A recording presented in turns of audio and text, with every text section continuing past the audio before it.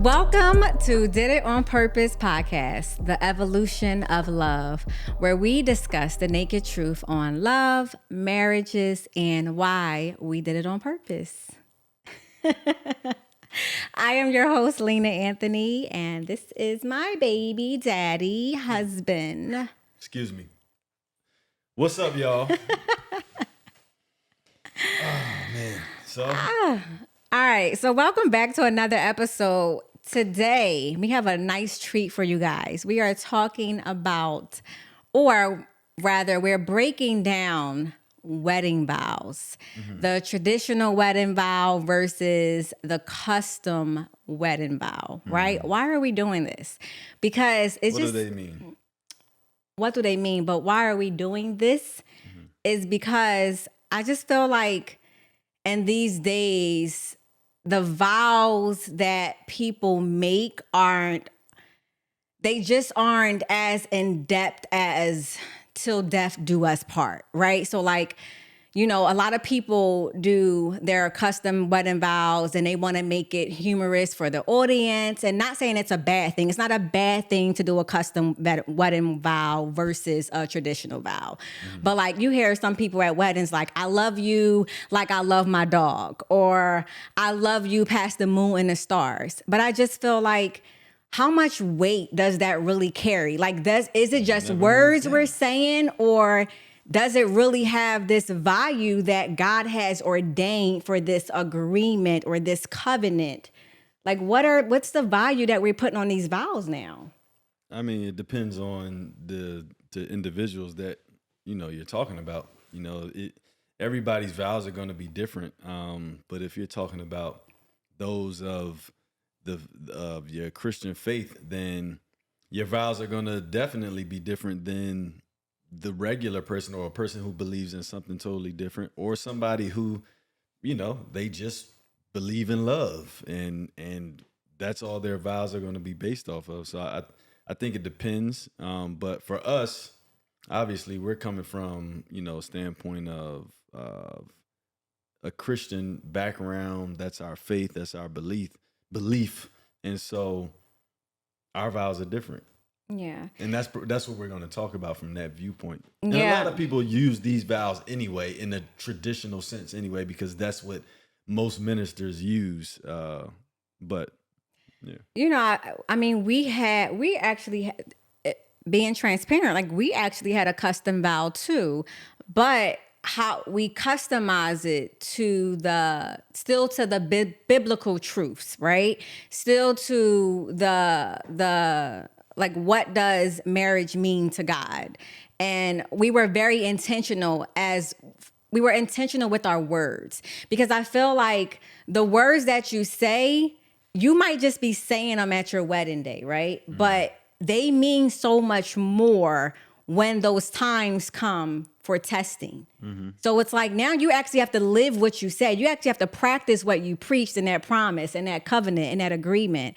And so, you know, I just like, okay, for example, it's this trending reel going around right now where it's a couple getting married, and in the video, the vows are like, I promise to obey. And she like, hold on.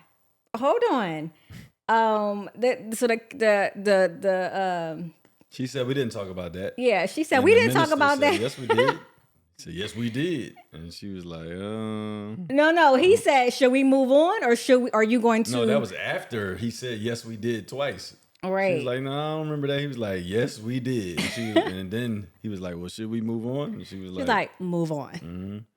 So I just thought that was interesting, because it's like, what are you intentionally saying that's going to carry out in your marriage? Like, what value are you putting out there now?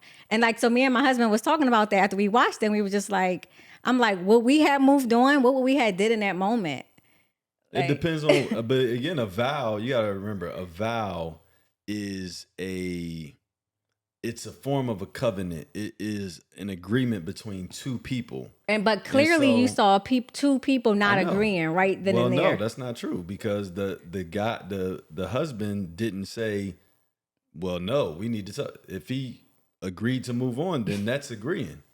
So and that is and true. that's for them. That is actually true. So it's like, depending on what you're saying, especially at that altar, you probably should record it and make sure that you can reference back to it. Sometimes to just to remind yourself, because you're literally making it's a verbal contract between two people. Yeah. But obviously we know that words are life.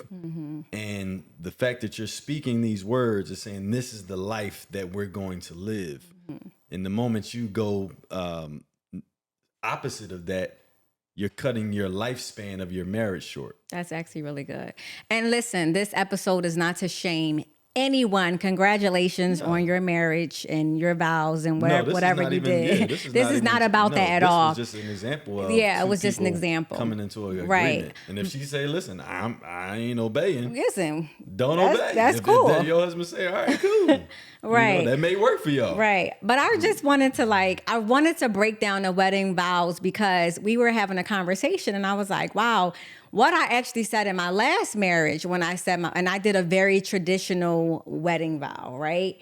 So what I said in my first marriage, for me, I felt like it was just words. Because of course, because I'm married, no, I didn't uphold that. I didn't fight, for rich or for poor till death do us part. Like, no, we didn't fight to sustain what we said.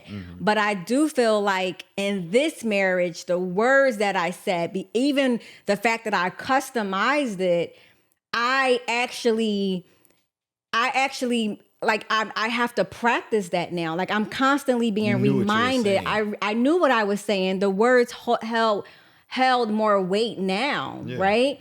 And so I'm constantly being tested.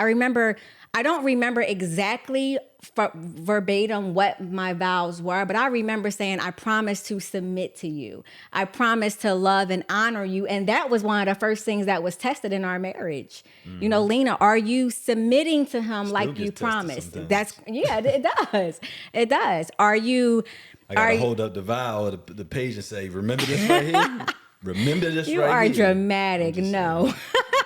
Good. I remember, like I think we talked about on our previous episode, but in one of our, counseling sessions, it was like, Lena, you're not honoring your husband. And I'm like, right, God, I promise to honor my husband. So it's I'm sorry not to cut you off, but here's the thing about what you're saying. So people really understand it. When you give the vow, it's not only between you and the person. It's a vow for you, that you have vowed to God that I would treat this person this way. So it's an individual thing. You have to hold yourself accountable, not necessarily for the spouse. It's that I vowed to do this. I vowed to God that I would do this. Even if the person is not upholding their vows, I got to uphold mine because I vowed to do it. Indirectly, obviously, is going to benefit the two people that's in the marriage, but it's an individual thing. And even further to your point of the fact that you wrote something that held weight, is that it's not about the words per se in the vows. It's about where it's coming from and does it actually hold weight to you? Right. Granted, the deeper the vows, I think the greater the marriage will be, as long as you mean it. But people say vows all the time, and they say meaningless words all the time. Even the I love yous are meaningless sometimes. But if you're saying it from a place of connection and a pull from yourself, then that's when your relationship or your marriage or your relationship with anybody, it's just like me telling my child, I love you, as opposed to just saying, all right, I love you, bye. But if I'm saying it from an intentional place at that point in time, and I'm carrying, and my words have intentions, then we're talking about something. Then my vows mean something. My words mean something. Yeah, I remember, the Bible talks about, husbands should love their wife like Christ loved the church. And even though, like, that's not per se a vow that's traditionally written, when you read the Bible, there are vows and covenants and agreements about marriages that are in the Bible in so many different scriptures all throughout the Bible. And so when I think about a vow, it's a covenant to Christ first, because if you are not honoring the vow that you made to your husband, then you're not honoring God. So, like in Ephesians, it talks about, respecting your husband. And in Titus, it talks about obeying him. In Colossians, it talks about being submissive, being that submissive wife. You really read your Bible, huh? Yes, I do. Went to Titus. Who knows where Titus is in the Bible? Like even in Proverbs where it talks about like, please him. Like the Bible's... I can't with my husband, y'all. Proverbs. I love me some Solomon, boy. Listen.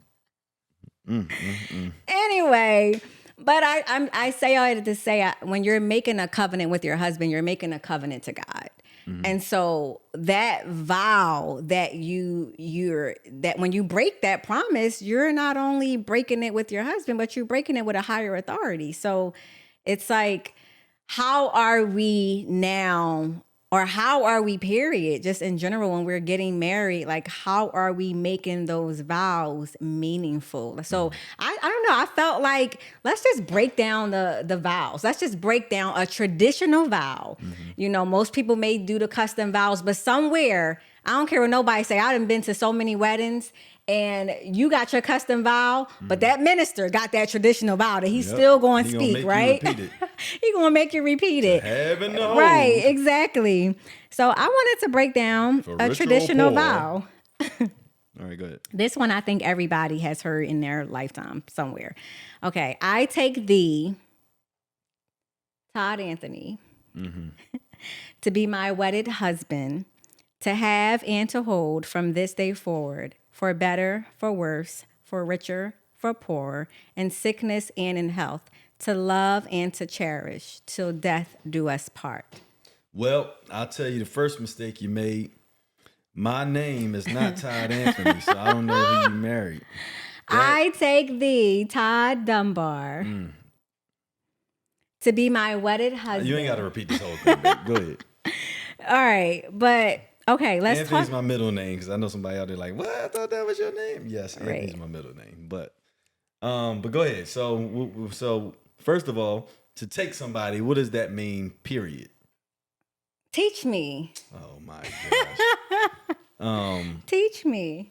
Well, think about it when you even ask somebody like old school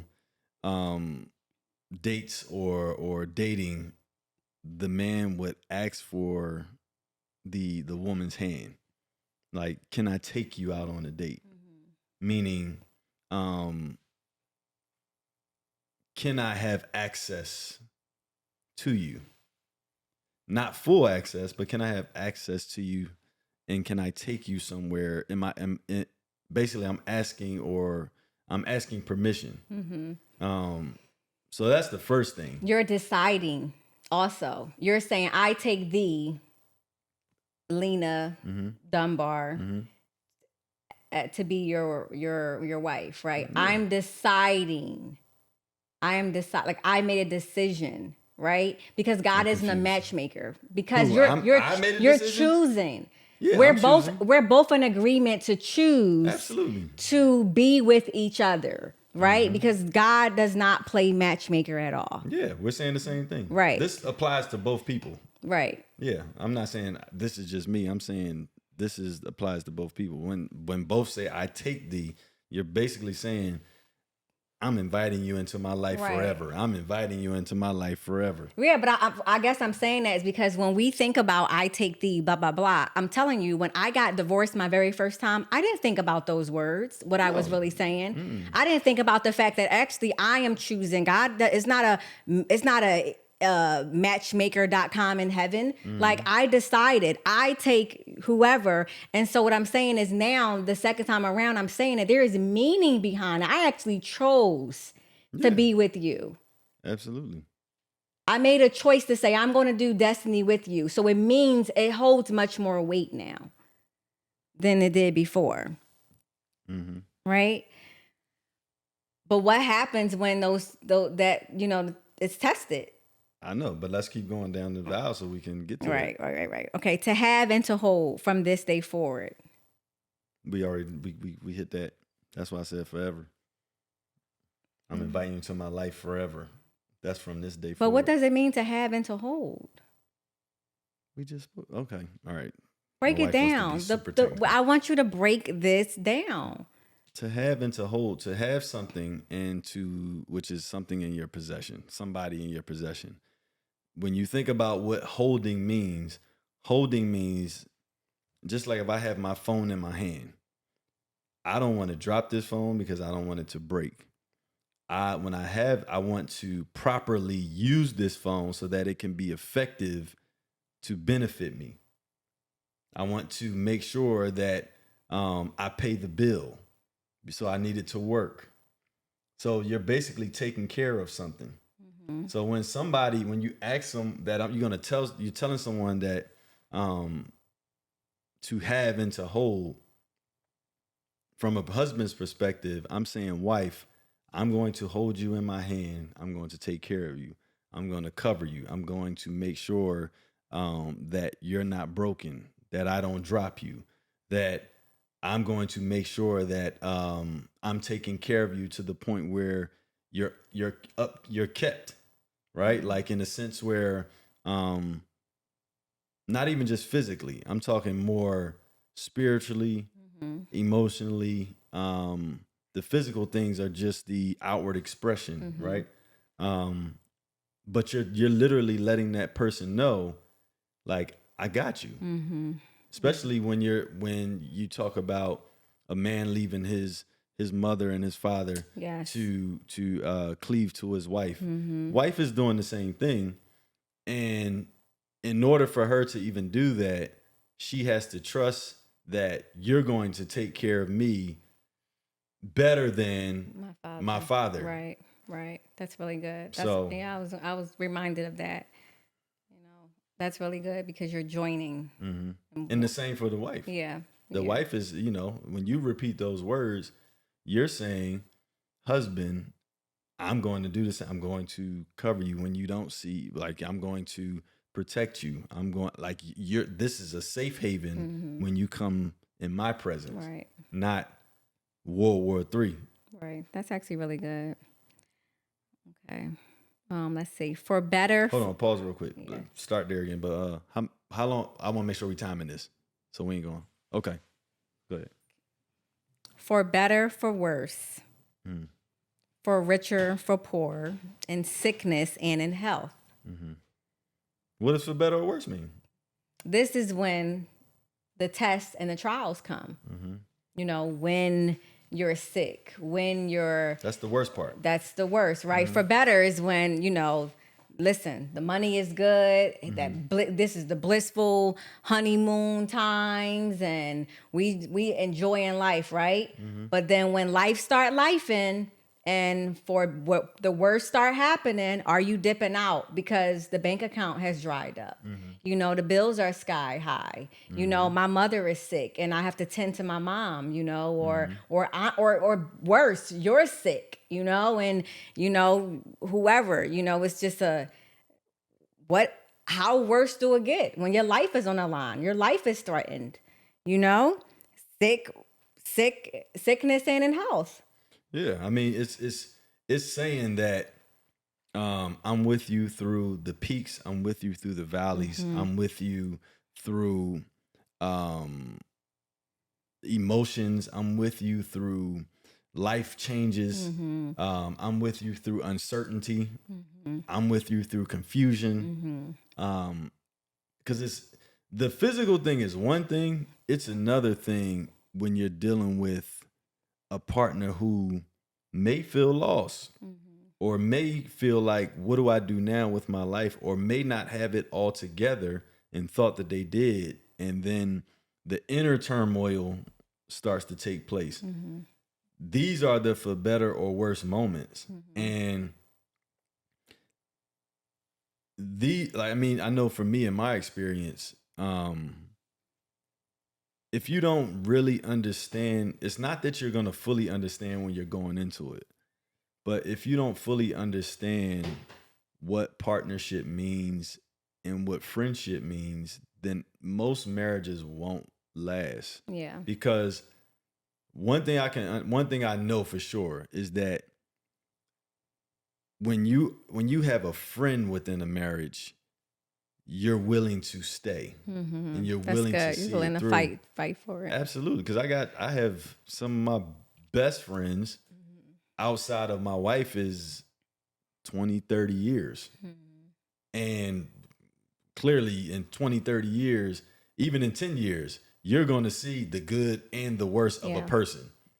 And you still choose to be their friend because you see the value of the relationship. And that's the thing with the marriage. It's like you have to see the value in each other and the value in your friend first before it becomes about, well, this is the woman that I make love to, or this is the person that I want to get money with. Like, no, it's like I truly, genuinely care about the growth of this person that I'm next to. Yeah. And helping them to become better.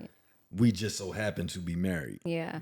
I'm reminded, when you get married, you go from it's this beautiful thing, right? But then you have to go through the fire. You will be tested. You will go through the fire. Like you said, you will go in the deepest in the wilderness, right? But what it ultimately when you come out on the other side of that, your love is even deeper. It's like, well, shoot, if I can, you hear some people saying, listen, me and my wife, we made it through COVID. If you can make it through COVID, you can make it, but it's like, no. God is like, no, another storm is coming. Another test is coming. And with every test that you pass, there's another level of a testing season. Are you really together for purpose? Is this really? That actually is funny. We made it through COVID. I heard that. I'm telling you, I heard it times. so much on Instagram. We made it through COVID. Like, what? Because they were in the house all day, every day together. But to me, that just says you don't spend no time with your person. Like, jeez, So, it's just interesting because a lot of times in that fire is where people, they burn. In that ocean, it's like, it's too deep. I'm sinking. This is it. We're going to divorce court. And it's like, no, you got to constantly remind your mate, like we said, for better or for worse. This is the worst times. We had our moments, if we're being transparent, like where we was like, listen, I don't know how this mortgage going to get paid. I don't know what's about to happen. Car got repossessed. Like we had our moments, but it's like one thing one thing for certain and one thing for sure is we got each other. We've always lasted on that. Like, okay, I can say that, boy. There's one thing I can say. Listen, that's all you ask for in a mate, in a spouse. It's like, at least I do. It's like, man, just have my back. Like, if I got it together, if I don't have it together, just let me know you're going to be there. You're going to be ride or die. Listen, I'm that chick that's riding till the wheels fall off. And when the wheels fall off, baby, we better get the running. Because we had a couple flats, boy. The wheel ain't come off, but we definitely had some flats. I was like, man, we riding on the rims now. Listen, I'm telling you, life has been lifing in our 10 years alone, not even 6 years of marriage. And we haven't even hit this. Listen. Before the kids, no, it was good. Please, let's be real. I had money. Listen, we what? Had a 800 credit score. Everything was great. And then, marriage came and a couple kids came, and I said, gee, my money is going allocated, but we're said, Jesus, what is this? We're in a different place now. You done sent me this wife, she done took all my money. In a different place now, it's little God is good. It's looking better. We still here floating. We definitely we still here we floating. Out here, To love and to cherish. This right here is a good one though. To love and to cherish, because people think I'm not in love no more. Well, you can love somebody and not cherish them. That's why it says love and cherish. Right. And separates the two words. Love, true love at its core is unconditional. Right. And it's shown through your actions. It's not about the word that you use. It's about the action. And I feel like women more oftentimes than men get caught up on hearing the word. And while it's great to hear the word, it doesn't mean anything if it's never followed up with action. And so for me, you can never say I don't love you because I'm always showing the actions. Show it, yeah. I may not say it all the time, but I always show the action because you got to understand, like, even with that word, it's needed to hear in early stages. Yes. It's just like when a child needs to hear it. A wife needs to hear it in early stages. And sometimes periodically throughout life. But you get to a point where you understand, like, I know this person loves me. Even if they never said it, I know. You graduate to levels of, like, it's shown. But cherish is... Break it down. An appreciation, it's an upholding, it is a trophy, so to speak, not in the sense of not in the sense of worship, but in the sense of value. To cherish somebody, you place a value on them. And it's just like your favorite, your favorite piece of jewelry, right? That you love to wear. You cherish it. Yeah. It has meaning. And you have to place meaning on not only your relationship and your marriage, but you place meaning on that person and what they mean to you. So, if it's one thing, we can love a lot of people, but we don't cherish a lot of people, because if you did, you would fight for every single relationship that you have. And some relationships aren't worth fighting for. Yeah. No, that's good. Like, you hit it on the nose, especially with cherish. It's like, it's the value, it's the appreciation. But that love is sacrifice. Yeah. Because, like you said, you show it through your actions. You got to sacrifice over and over again. Because it's in those times where you don't feel like it. It's in those times where you're like, no, I'm not in love with him, but I love him. And you got to give, even when you don't feel like it. When you just don't even have the energy to give. And the more we stretch our capacity in a marriage, the more God fills us up so that we have more to give. So so that we're not pouring from an empty cup. Yeah. It's the more you sacrifice. Yeah, when you in love, you're just saying I'm infatuated. Like, you just go through these seasons of infatuation with your person. But to love somebody, you have to become love. Like, you have to literally embody it. That's good. To love somebody the way that they're supposed to be loved. Now, there are things that we can do to keep a spark between us. That's what the in love thing is. Isn't that the cherish too, though? That is, yeah, exactly. When you do cherish a person, the spark normally won't fade away. But a lot of times, because life happens, and you take your eyes off of the person, and you're only looking at all of the variables that's happening, then you tend to lose value or forget the value that the person has, and you're only thinking about what's going on around y'all. And it's like, if you can remain in the core of why you place the meaning on each other, then you can look at that and say, well, we can fix all these things around us because this is why you're valuable and this is why I'm valuable. If we use what's in us and why we value each other, then we can actually start taking care of all of these outside distractions around us. Yeah, that's really good. That's good. I know. Thank you. No, I'm just kidding. Go on. I'm just playing. Okay. Till death do us part. That's self-explanatory. Till you get hit by a bus, I'm here. No, I'm just kidding. No, I mean, that is what it is. It's like, till death do us part. But here's I'll flip it, because most people think, and I'm gonna say this, some people gonna agree, some people not agree. You determine the death of your relationship. So you can mean that physically, which that's talking about that. But till death do us part, you can be dead and walking. So if you're not constantly aware of your relationship and where there's life in the relationship and where there's death, That's actually good. if death starts to hit multiple areas, meaning communication, meaning intimacy, meaning vision, then eventually your marriage will die. That's good. And that's also a form of till death do us part, because that's the reason why marriages result in divorce or separations, because once the purpose is gone, then the marriage has died. Right.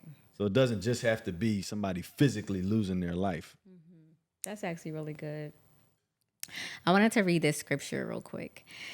Matthew 19, because this is where the till death do us part. That's why I was saying, like, a lot of the traditional vows, they come from the Bible, even though the vow isn't written in the Bible. The vows Somebody are in derived there. it from, Right, those right. principles. And so Matthew 19:4-6 says, he answered, have you do not read that he who created them from the beginning made them male and female? And he said, therefore a man shall leave his father and his mother and hold fast to his wife, and the two shall become one flesh. So they are no longer two, but one flesh. That therefore God has joined together, let no man separate. So that's basically what you were just explaining. Like, that's literally all the vows, right? Summed up in one. But then let no man separate. Let no man cause you to get divorced.